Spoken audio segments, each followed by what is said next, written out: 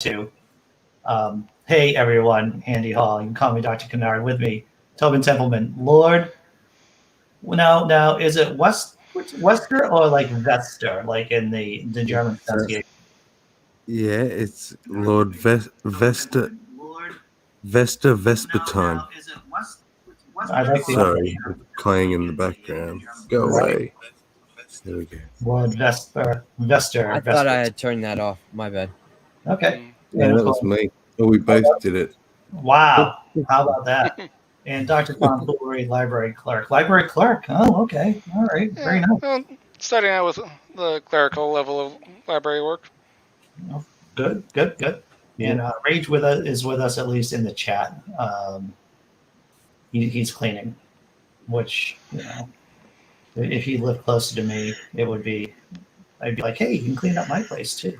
But yeah, cleaning is never one of those things that I need to do or I feel the need to do. Occasionally I do, like when the kids are coming over, for example. I want to be a good example, and so I pick up. But ever since they became like hardcore teenagers, like peak teenagers, they don't want to see me as much. Um, the amount I clean the house has gone down dramatically. I'm not going to lie to you. That's my personal confession. I start cleaning whenever I get stuck on a problem. Like if I'm working on something and then I hit a block and I'm like, I don't know which direction I need to go. So I don't fuck up said, thing. I'll just stop and then I'll go clean something and I'll think about it. And then, oh, I got it. Now I know what I should do. Well, I don't that's actually a trick, Tobin, and I've heard other people use that trick too. Um, and I think there's some research behind it. I'll tell you this: one of my favorite scenes from Mad Men, the TV show, from a couple of years ago, is that what's up, Sammy? Is that Don was in his office and he was just having a drink looking out on the skyline, and his boss came in, Roger, and goes, "You're always just sitting here doing nothing." And he goes, "Oh no, I'm not doing, I am doing something here, because this is how I solve a problem. I think about it deeply, and then I do this, and then the answer appears." And I thought that was the best. I've gotten so many good ideas in for jokes just by washing the fucking dishes, to tell you the truth. Just by doing a menial task like that, because it frees up mental space, right? It frees up mental space.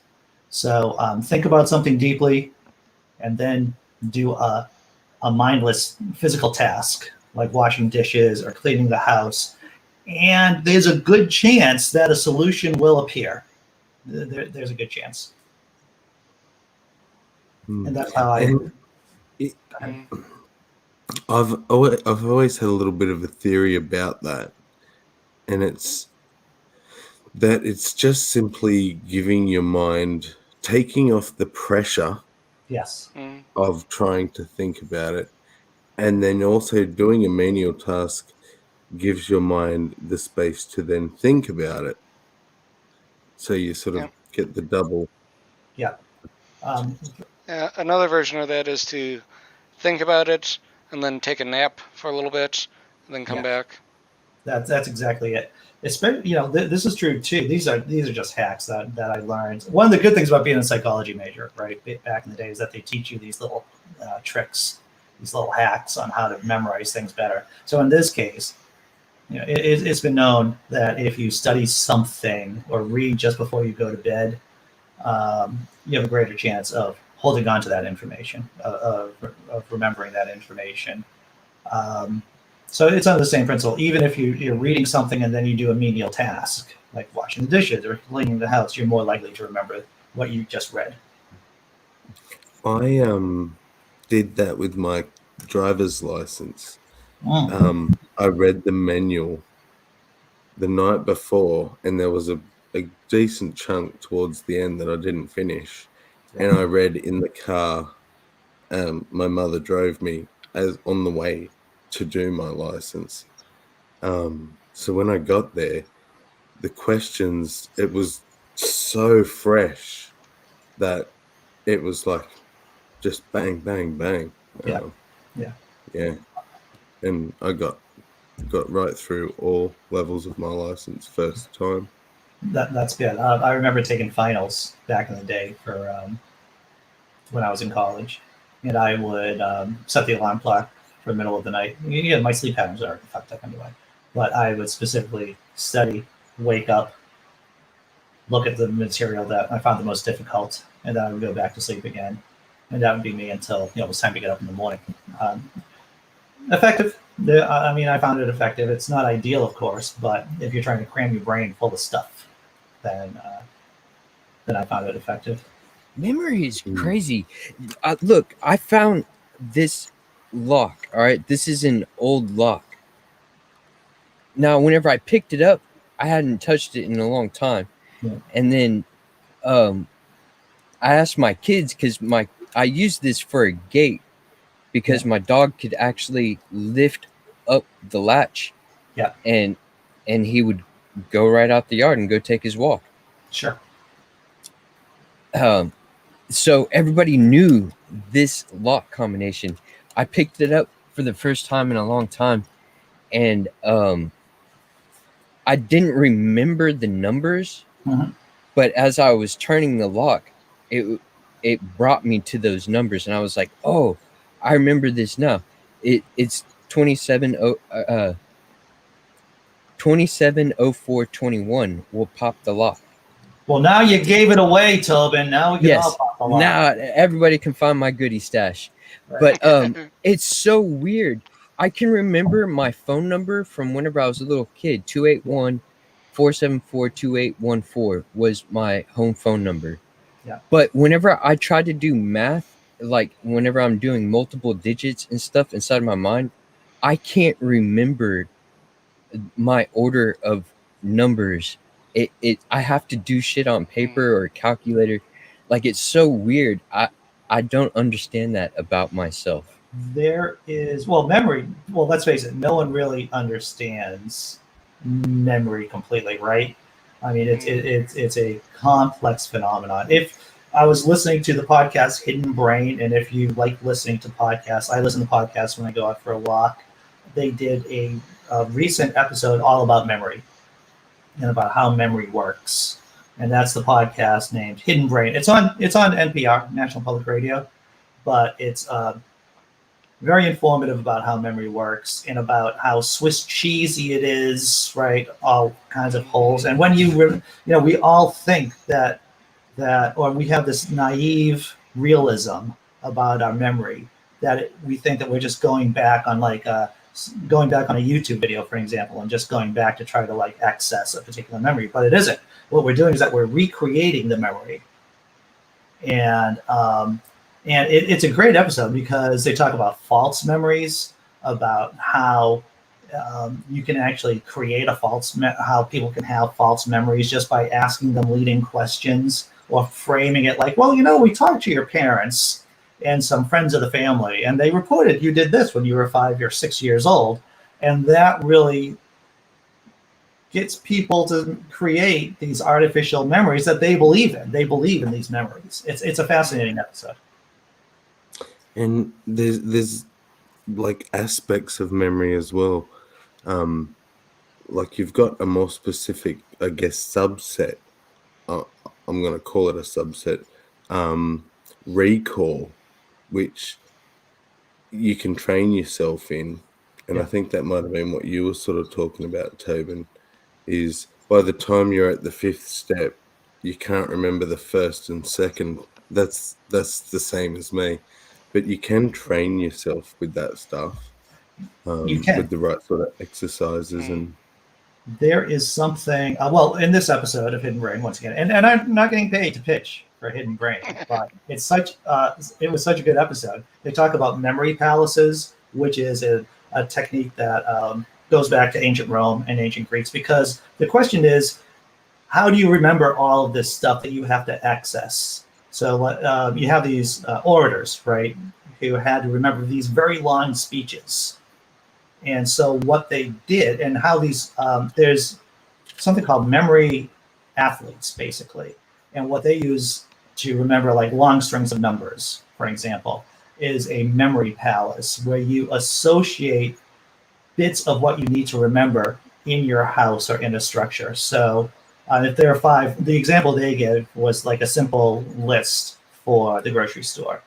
And so you would associate, let's say, milk in the bathroom, bread in the living room, and just do it like that. And that's a very simple example of a memory palace.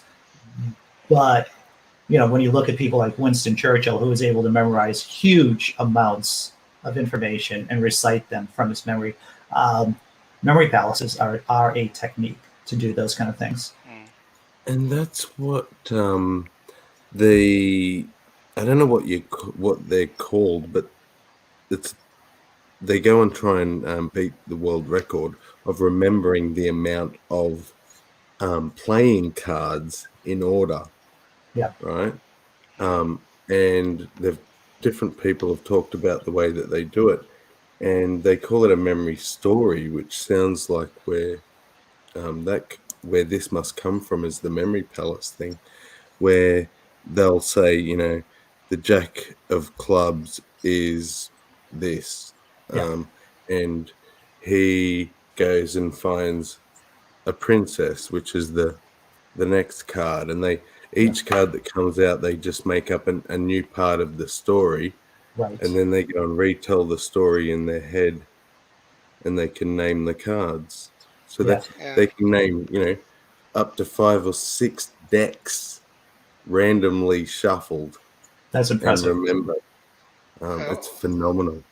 Well, when I was in high school, I believe it was, I tried memorizing the digits of pi, and how I was going about it was I basically would type it on my little number keypad on the computer, and I would use my hand motions as part of my memory effectively. Right, hand motions, I can see that. Right, it's about associating whatever the data with something, right?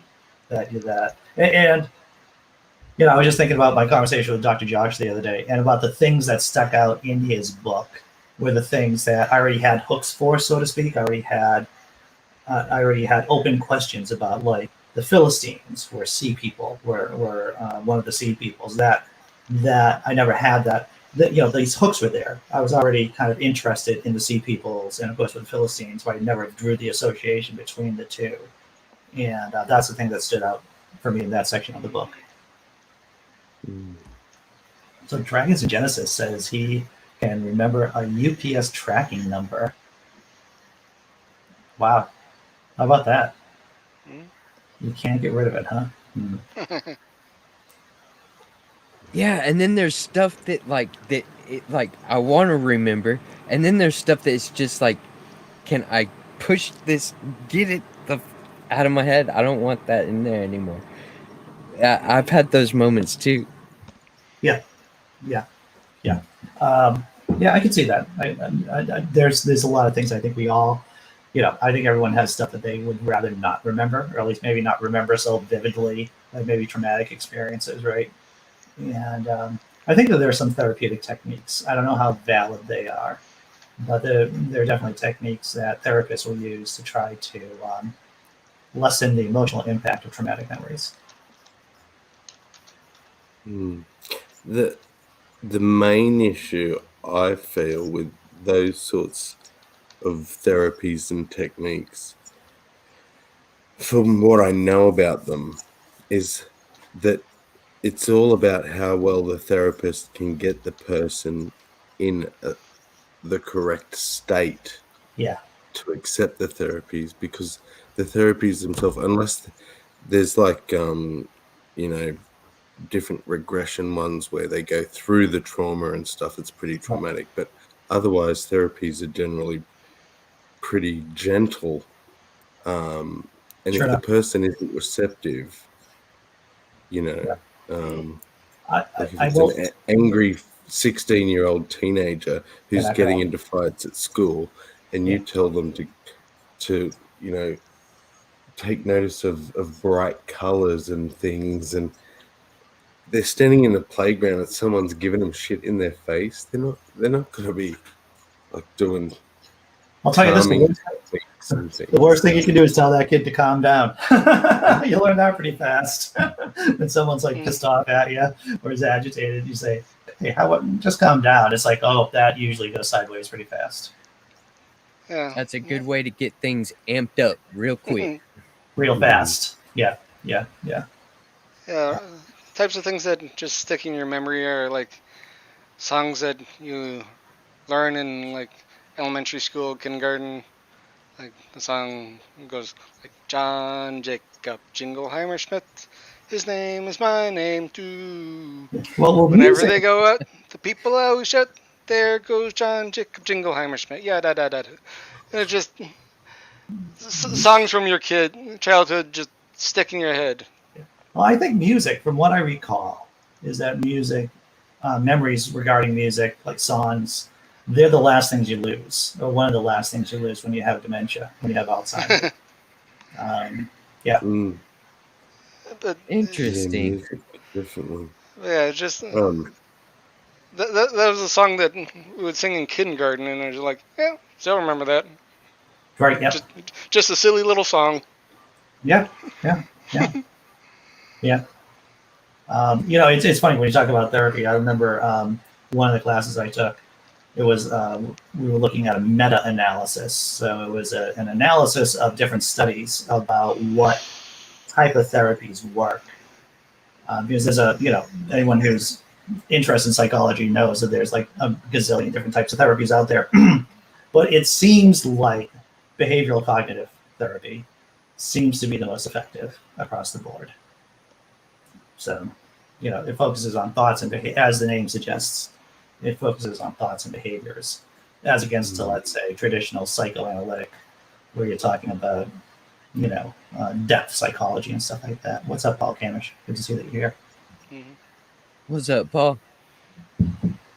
So I want to say that I haven't heard my neighbor. I know that Paul's here in the chat. So my neighbor has an airsoft rifle of some kind. I don't know. It's like one of those automatic BB guns. He did kill 4 rats the other day, and I haven't heard him pop off the gun lately. So I don't know what's going on. Mm-hmm. But he was successful in killing 4 rats in one evening. Yeah, maybe that's all of them. No. No? No. There are many rats in the area. I don't know why, but there's just boom bust cycle of rats population. That's a thing. So yeah. Okay. Those can be pretty damn fun. We had gotten into shooting those air rifles, and we got the metal targets, and you're hitting.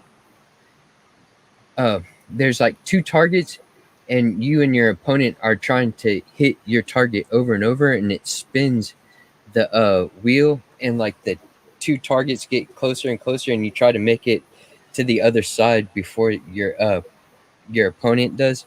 I don't know. Oh, that's cool. Yeah, we got different little metal targets like that. No, I do need some rat snakes. You're right about that, Dragons and Genesis. Though from the Yeah. critters that have been suggested, it seems owls or maybe birds of prey of some kind would be the most effective. Brain bug and Dragons and Genesis, or Bree and Jason did a really good episode here about the snakes, and they did talk quite a bit about the rat snake, and they are a pretty cool creature. Like, I leave them alone. I have one that visits around me, but they are really cool creatures. But I highly suggest that I think that would really help out with some rats. Definitely. They're hungry. Yes, I imagine they are.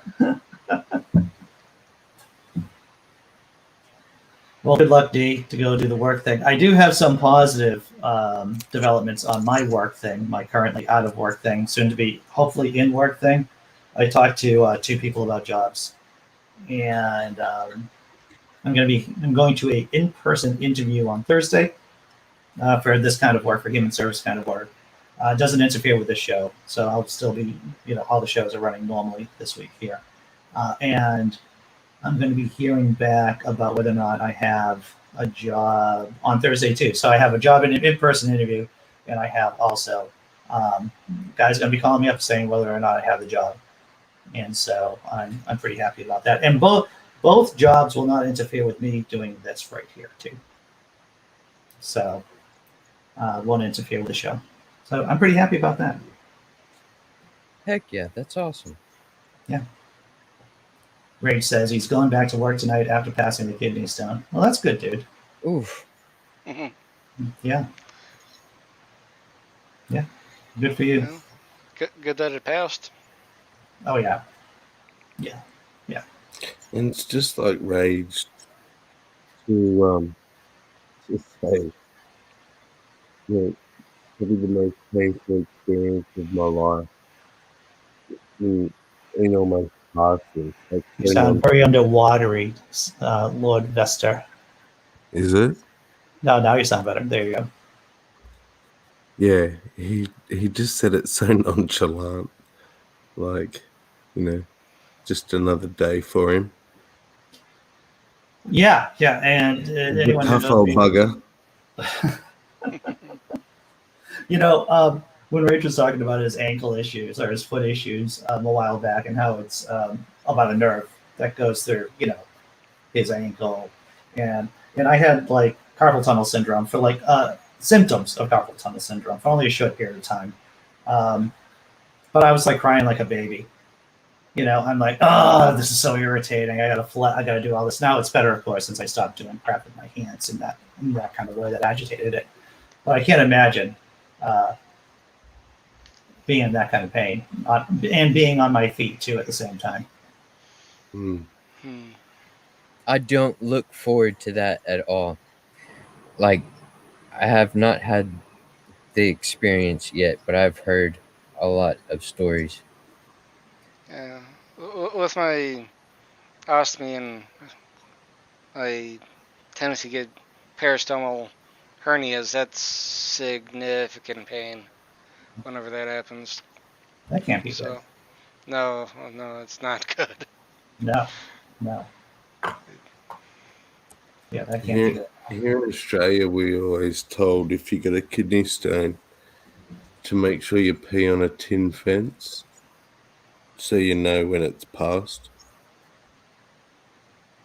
So you hear the stone, it hears the kaplunk. Yeah. Interesting. I remember reading a while back. I'm pretty sure the whole point of that is that you feel it. Like, there's no need to hear it ding on a fence because you feel the damn thing come out. Not always. No? No. Sometimes it doesn't actually feel like it's going through. Well, I just want to highlight this particular comment here. Paul says, I had a tube in my right testicle explode. I didn't know that was possible, Paul Camish. It does sound painful, though.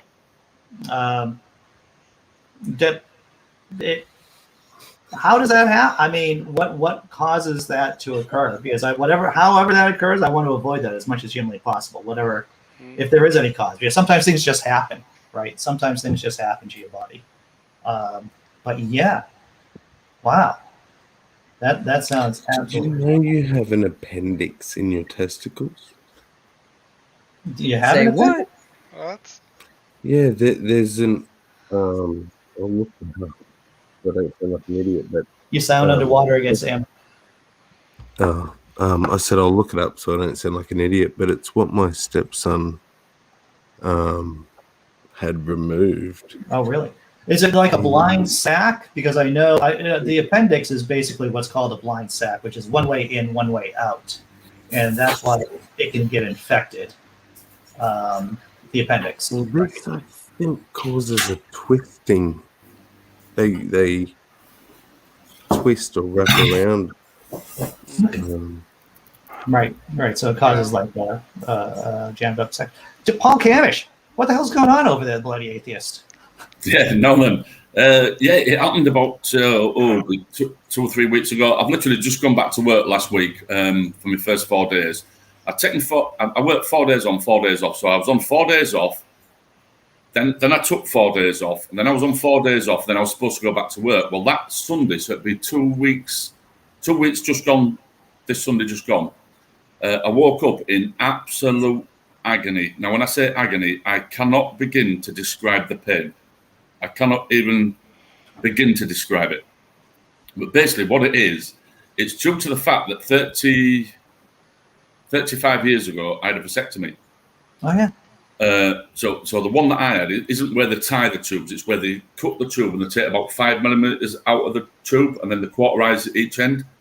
What's supposed to happen is you get like a scar tissue that goes on the end of the tube, so it's like a hard piece. Sometimes that doesn't happen. So what happened the first time it happened, this is the second time this has happened, about 5 years ago, same thing happened, woke up in absolute agony. When I went to doctors, they thought I twisted it and said, right, we're going to put you for an operation because basically we think you probably twisted it, so we need to get you into theatre quick. This other doctor turned up, quite a funny guy actually. And anyway, he turns up, he had a look and he went, no, you haven't. He said, stand up. So he got me to stand up. And he said, have you had a vasectomy? So I said, yeah, about 30 years ago. He goes, that's what it is. Whatever the name of the tube is, which I can't remember, it's a... The vesicular tube. A what? The vesicular tube. Well, then if that's what it is, it's a vesicular tube explosion, basically, is what it's called. Google it. And basically what happens is the end of the tube basically explodes and causes it extreme pain. So the pain doesn't go away. It lasts for about 4 or 5 years. And it doesn't go away at all. It doesn't go away. And you're in absolute agony. And all it can do is basically take painkillers after painkillers after painkillers. And hopefully it starts to go away. I mean, I spent almost 3 days in bed, hardly sleep, hardly eating, just laid in bed. If you get into sort of like a comfortable position and basically, right, don't move. Just don't move. And you get some respite from it. But the second you move, it is just like having it in a vice until it crushes. As blokes, we all know what it's like to get kicked or flicked there.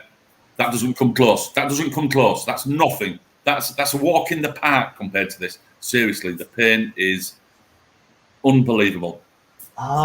Where you actually think you're going to pass out, and you wish you would. Okay, so let me understand this. The end of the tube never healed properly, and so it just basically filled up with stuff. Yeah. And exploded. Explodes. Yeah. Normally, what happens is your body, because obviously, we're not going into too much detail. We all know what happens when you have a vasectomy. Basically, what happens is your body reabsorbs the sperm, and it, it's just the way it goes. Sometimes what happens is the body doesn't absorb the sperm; it builds up pressure, and basically, say that's your testicle there. The side of the testicle there, it just goes and explodes, and it is just like being hit with an hammer. It's like placing them on there and hitting them with an hammer. The pain is unbelievable. And just to answer Kendra, is there no way to fix it? Yeah, apparently there is. If it's something that is going to end up being reoccurring, which it can do. This is the second time it's happened to me. Yeah, you can go in for an operation and they can try and fix it, but apparently it's only an 80% chance of it working. So I'm just going to have to see what happens. Like 8? That's it? Like 8%? No, 80%. Oh, all right. So that's it's still high, yeah, but there's a 20% chance that it doesn't work. But yeah. Dragons in Genesis says, hit the like button. Oh, man, it's taking a while. Hit the like button or Google will return results for the vesicular tube explosion. Then it's time to look for porn. And Rage is saying, exploding testicles. What kind of Alex Jones shit is this? What kind of Alex Jones shit is this? My God, Paul. And it happened. I mean, basically, there's 2 words there that should never be in the same sentence. Exploding and testicles. They should never, ever be in the same sentence. It's horrendous. So, Paul, what are the chances of getting an infection from something like that? Because, I mean, one of the big concerns. When you have things exploding inside you and fluids going maybe where it shouldn't be going, is there any chance of getting an infection? They never said. They just basically give me loads of painkillers, and that was it. Just painkillers. Wow, dude. Paul, I gotta tell you, and I know it's a super rare event for something like that happening, but every once in a while I'll have a conversation with a girlfriend about the vasectomy. And Just a quick one though. Apparently, if you have, because there's several different ways you can have a vasectomy. If you have the one where they tie your tubes, you're fine. It won't happen. Unfortunately, I had the one where they cut it. They take like about 5 mil out the tube and then they cauterize both ends. That's the one where there's a chance of it happening. But apparently, there is some good news. Apparently, that if that happens to you, you're less likely to get testicular cancer in that testicle that does that. Why? I don't know. I think it's something to do with the fact that they normally get like a hard lump, like a scar lump, and that could possibly end up being cancerous. So if you have it like what I've got, you suffer the pain every 5 years, but apparently there's less chance of getting testicular cancer. Oh my God. That's horrible. Well, that's a silver lining. Yeah. Yeah. How long was the pain for? I mean, I was in extreme pain for about 3.5 days, then extremely uncomfortable up until about Sunday. I can still feel it at the moment, but it's very, very light. If I sort of like move, I'm like, ooh. So let's say that was a fortnight ago. So extreme pain for at least 3 days, 3 to 4 days, extreme pain. And I'm not joking, you get no respite from it. It's just like not a chance. The only respite you get is if you can get laid comfortable and just don't move. But just literally doing that, believe it or not, you're in agony.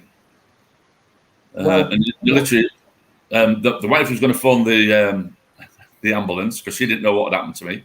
Because you can't talk neither. The pain is that bad, you can't talk. It's just like, yes, no, that's about all you can say. You can't get into a conversation and try and explain what's happening because the pain is just so unbelievable. And basically, I woke up, I was in extreme agony. I tried to get out of bed, I couldn't get out of bed. I basically fell onto the floor at the side of the bed. I'm just laid on the floor going, like, Tracy's like, what's wrong? And I'm like, no, hang on. I'm like, and so, shall I phone an ambulance? I went, no. Because I knew what it was because it happened before. But I couldn't explain it to her because I was in so much pain. And then eventually I can't remember what I said, but I sort of said something like, it's what happened before with my testicles or something like that, I said. And she realised what it was. And yeah, just banged loads and loads of painkillers down here. And yeah, three days, literally laid in bed for the full 3 days, just trying to get comfy and, horrible. I'm so sorry that happened to you, Paul. It sounds absolutely miserable. And I know that all the dudes who are like watching this video right now are going to themselves, I am not going to have that procedure done. I'm going to get, if I do, that's going to be tied. It's going to be tied and not soldered. Yeah. Dude. I think that's what they did to me. That's what I remember. I think that's yeah. Man, that is horrific, dude. Holy shit. It sounds like he's 15 now, but he was 6 or 7 at the time. If I've shared the screen there, Andy, if you want. Oh yeah. Here we go. So this is what he had. Testicular appendage torsion. So something above his testicle twisted. Yeah. So they had to get in there. But what confused me was they said that we had to remove his appendix in there. But he had this appendage torsion. And when I looked it up, so I'll stop sharing that screen and I'll share this screen. So check this out, fellas. I don't know how much trauma I could continue to handle after Paul's story. I just gotta say that. But look, we have a testicular appendix. Represents development. It's a remnant of some fancy sounding thing, which is situated in the upper pole of the testes. Yeah. Interesting. So there you go. So many new things to have be two afraid of. appendixes. Yeah. Well, yeah, I am wondering if appendix is just, it must be some kind of Blanket term. yeah.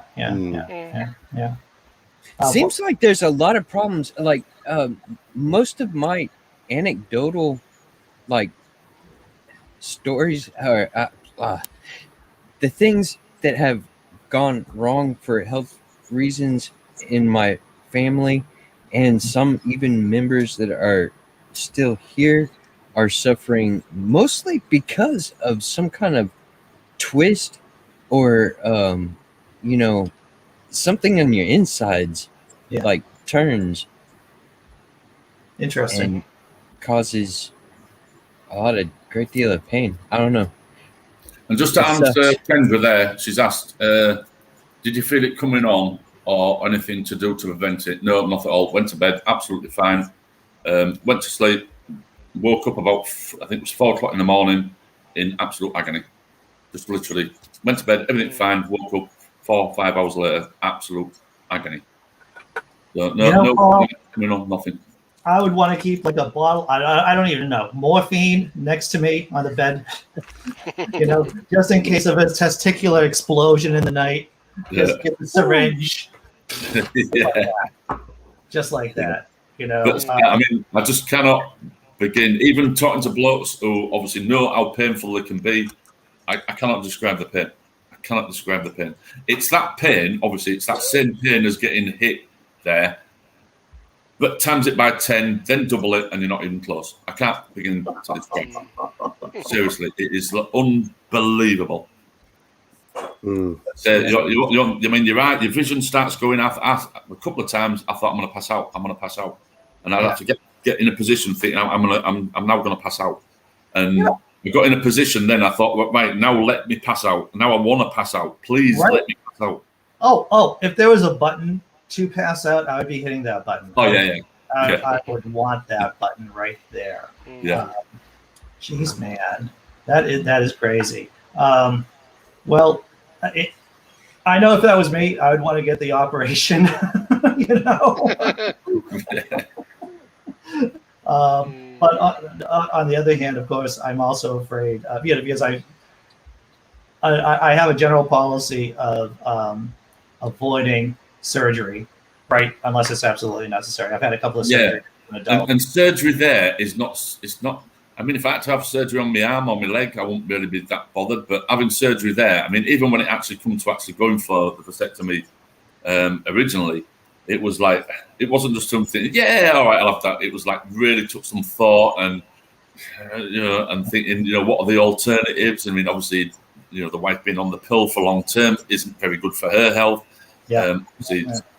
A woman having the operation compared to the guy having an operation, it's a no-brainer. It's got to be me that does the operation sort of thing. But yeah, it was, even then I was absolutely dreading the operation. And I can tell you a horror story about the operation as well if you want. Oh, please. Why not? Because I don't think you can make it any crazier than your testicles exploding, Paul. Right. It's very difficult to top that story. But when I went, I had the operation. I had it done in Germany. I was in the armed forces at the time, and they wouldn't do the operation until you were 30, and I was 29 at the time. And I'd sort of like built myself up and thought, right, yes, I'll go for it. So I went to see the army doctor, explained it, and he says, look, we can do it. We'll do it when you're 30, not when you're 29. But however, we can recommend to a German clinic. It costs 100 Deutschmarks, but they didn't have the euro at that time. It was back in mid-90s, I think. Okay. So it's 100 Deutschmarks, which at the time was probably about 30, 40 pounds. So probably about $40 at the time, $40, $50. That's all it was. So relatively cheap. So I said, yeah, okay, I'll have it done. So anyway, I turns up at the clinic, the German clinic, to have the operation done. And the Germans just don't care. They really just don't care. So I'm in there. This young woman comes in, really attractive woman comes in, and she says, "Oh, just go behind that screen and basically, get undressed, basically naked." So I goes behind the screen. I'd only like just taken my jacket off, and she comes in, and I'm like halfway through taking my clothes off, and she's like, "Oh, just carry on, get undressed." So I'm stood there totally naked, and she's just there, just chatting away as if it's, which it is, it's just everyday thing to her. And I was like, God, I just feel so embarrassing, just stood there, start naked, talking to this woman. Anyway, so I goes in, gets laid on the bed, and the surgeon comes in. He injects, basically, not into your testicles. Basically, I think what they do is they lift them up. Where the tube is, that's where they inject. They basically feel where the tube is, and that's where they give the injection to numb you. And then they cut you open.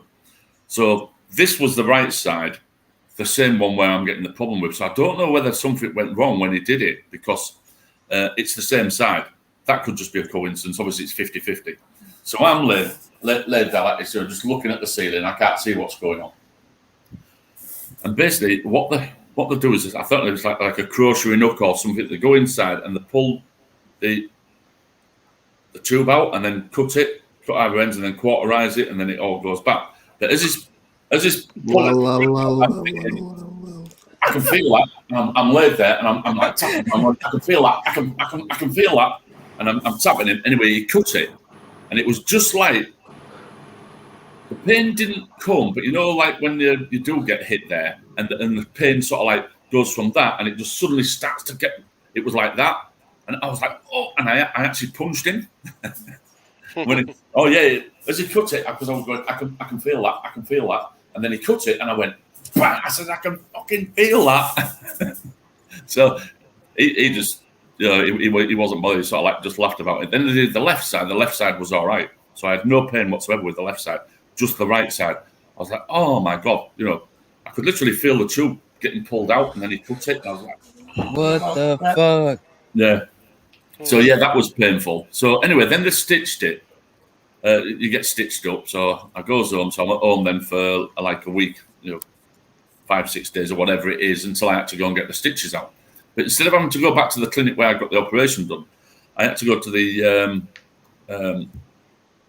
military hospital to get the stitches out.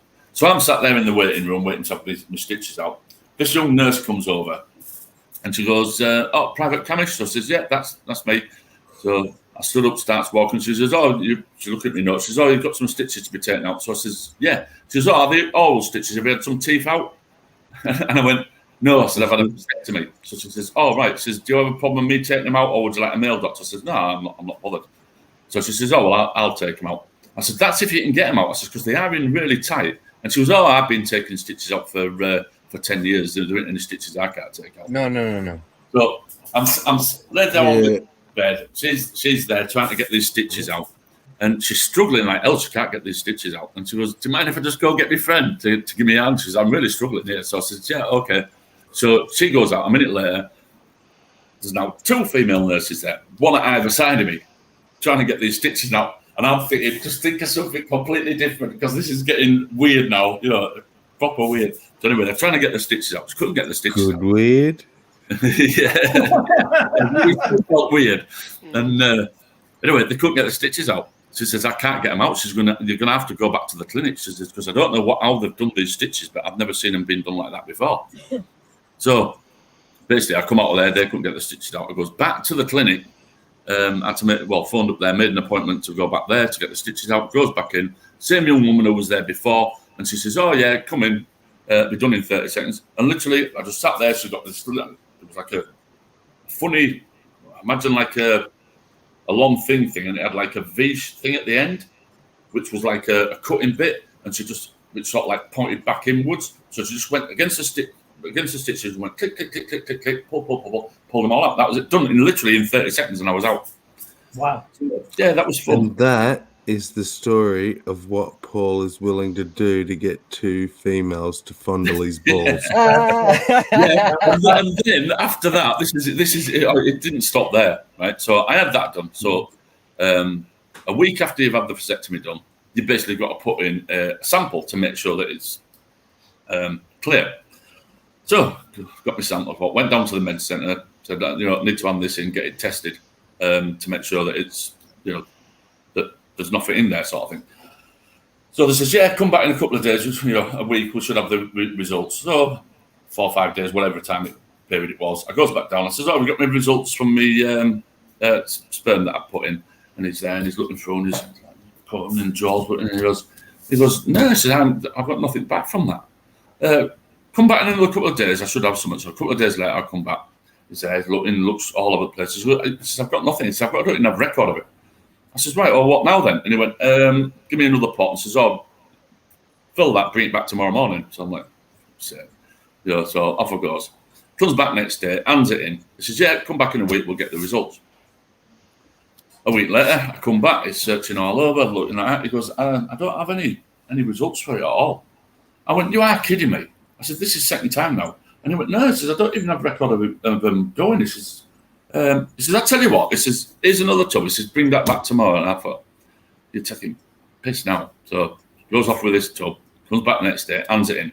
Short story. They were taking the piss. Yeah. So a week later, same thing happens again. I went, "You are kidding me." I said, "This is the third sample that I put in." And I said, "You've lost every single one of them. You've got no record of it, nothing." I says, "What do you want me to do? What happens now?" And he went, "All right." And basically, "Give me another tub like that." He gave me this tub. So I looked at it and I went, "I tell you what, mate." I said, "You fucking fill it." And he went, "What?" I said, "You fill it." He said, "What do you mean?" I said, "I'm not fucking interested." I said, "I ain't putting them more in." He goes, "Well, what if it hasn't worked?" I said, "Well, I'll find out one." I said, "Because basically," I said, "the wife will end up pregnant." I said, "And if it doesn't work, she's pregnant. And if it has worked," I said, "she won't end up pregnant." He goes, "You can't do that." I said, "That's exactly what I'm doing." I said, "Because I ain't filling them off for you, mate." I said, "I've had enough." And that was it. I walked out, and like I say, that was 30 years ago. 30 years later, she's never become pregnant, so I'm assuming it worked. Because I never did get the results back. What? Paul, part of me is like wondering whether or not you're going to do that whole "I'm magnetic" because of the COVID. Yeah. There. But yeah, dude, that's a crazy story. That is a crazy story. And I was waiting for you to go. And last week, I opened up a cupboard I hadn't looked in 20 years, and there was 3 piss samples on the shelf. Yeah. But then I had to go give a blood sample. I can't remember what the blood sample was for. This was about 10, 15 years ago. What was that for? I can't remember. But anyway, I had to give a... Magnetism? Yeah. I had to give a blood sample. So I told the story to the doctor. I said, "You won't get a result back." I said, "I've got a thing with whenever I put a sample in, no matter what it is," I said, "no result." And anyway, he laughed about it and went, "Yeah, that it will." And sure enough, I came back a week later, and the doctor's like that. He went, "I can't believe it." He said, "They've lost your results." He said, "They've got no record of it." He says, "I'm going to have to take another blood sample." That one, he did get results on the second time. But I thought, whatever clinic these go to do these tests, is it like an old school mate? Maybe I picked on him or something at school. Is there somebody there that every time he sees man thinks, "I'll tuck that in the bin" or something? I don't know. Maybe another Paul Camish is getting your results back. Another Paul Camish somewhere, next town over, is like, "I don't know why I keep getting these results back for tests I never took." Yeah. Yeah, he gets called into the doctor and just say, "Oh, we'd like to inform you that you're infertile. You're still sterile, sir." It is like, Mr. Chemish. Sorry, sir, you've got 6 months to live. Yeah. The good news is that you're sterile. The bad news is that, your testicles might explode in a couple of years. Yeah, I mean, obviously, when you go to, when you talk to the doctor and you're thinking about having a vasectomy, they go through all the different things, how the surgery goes, what percentage of it works, and how it works, and they go through all these different things. And how uncomfortable it is. It's not as bad as they say, all this lot. And obviously, one of the things that they did mention was there's no scientific evidence that people that have had a vasectomy are more likely to get testicular cancer. Basically. So they go through all this lot. What they don't do is tell you this bit that happened to me. Because if he had told me, I don't think I'd have had it done. If I'd have had an idea of how painful it would be. Because it is literally that bad. But maybe they didn't know then that, I don't know how long vasectomies have been going on. But yeah, if I know that 30 years later I'd suffer in the pain that I did. Ooh. At the very least, you would have picked for the other type of vasectomy than the one that we got. Yeah, I had a completely different story. Mine was definitely not as. Wow, Paul. Wow, that Yeah. That was a painful one. Holy shit, dude. So, dude, when are you going back to work, Paul? Oh, I'm back at work. I was back at work. What day are we on now? Do you know what? I lose track of days. Well, Because I do 4 days on, 4 days off. So when I go back to work, the first day at work, it actually does feel like a Monday, Thursday. So I did Thursday, Friday, Saturday, Sunday. Monday, yesterday, I was supposed to be off, but they asked me if I'd do some overtime. So I was in work yesterday. So now I've got 3 days off. Then I'm back in work on Friday for 4 days. So I'll do Friday, Saturday, Sunday, Monday, and then I'll be off for 4 days. Wow. Yeah, it's a good shift system. I do enjoy it because you do 4 days on, 4 days off. Obviously, I don't have kids at home anymore, so weekends really aren't that important. You know, anything I want to do during the week, I can do anywhere. Good. So, yeah, the only thing that's difficult is your first day at work. It does feel like Monday because you're that used to. Obviously, your first day at work is normally a Monday, so I go to work on a Thursday or Friday. It does feel like Monday. So all the time I'm having to look what day is it because I just lose track of days because of it. I can definitely see that. Do you get your? This sounds weird saying this. Do you get your vasectomies at your GP? No. You'll go see your GP and speak to them and say that I'm thinking about having a vasectomy, and he'll get everything going and he'll book the appointment at the hospital, and then you'll go. But like I say, when I did mine, I was in the army at the time, so mine was done through the military, but they wouldn't do it at the age of 29. They said that they would do it the following year once I get to 30 if I still wanted it done. Sort of like 30 was like the minimum age to have it done because they didn't want people to have it done just in case they changed their mind. Right. So yeah, 30 is sort of like the age, but he said I could do it on the civilian side for the German side, and it cost me 100 marks to have it done. So that's what I opted to do. I think you hitting the doctor. I think that's right out of a comedy movie right there, Paul. Yeah, a lot of that is definitely. Yeah, I was tapping him on his shoulder here because he stood here, and I'm tapping him on his shoulder. And I'm going, I feel that, I can feel that, and then he cut it, and I went, I can fucking feel that. Yeah. Well, the moral of the story is don't get a back alley German vasectomy. Yeah, I guess so. Well, I think I'm going to close out the show early because I have to do some stuff. I'm gonna go do some stuff, and I don't think we could top anything more than Paul's story right there. I think, and you gotta leave, you gotta end strong. That's what I say, and I don't think I can say anything that could top Paul's crazy story of testicular explosions. Yeah, it's something or other explosion. The wife, she knows the name of it. I can never think of what the name is. I think it's something to do with whatever the tube is. It's the vas deferens. Yeah, explosion, something along that lines. Dude, well, you're in my thoughts, Paul, and I think that whole thing is going to be in my thoughts for a long time. Oh no, I'm fine now. I'm 90, literally 98, 99% there. Just a little tiny bit of an ache every now and again, but apart from that, no, I'm fine. All right, good. Sorry, Paul, but I'm going to try and keep your nuts out of my thoughts. Well, there you go. Yeah, that's good policy. Well, that's there. Rest of the time. Everyone in the chat, thanks for showing up. This has been a strange trip. That's what this has been. This hour-long conversation. You never know where the conversation is going to lead.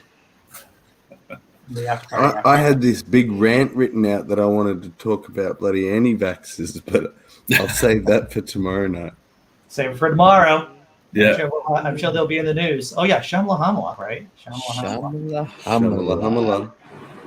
All right, everyone. Take care. I'll see you tomorrow. That's all. Take care, Paul.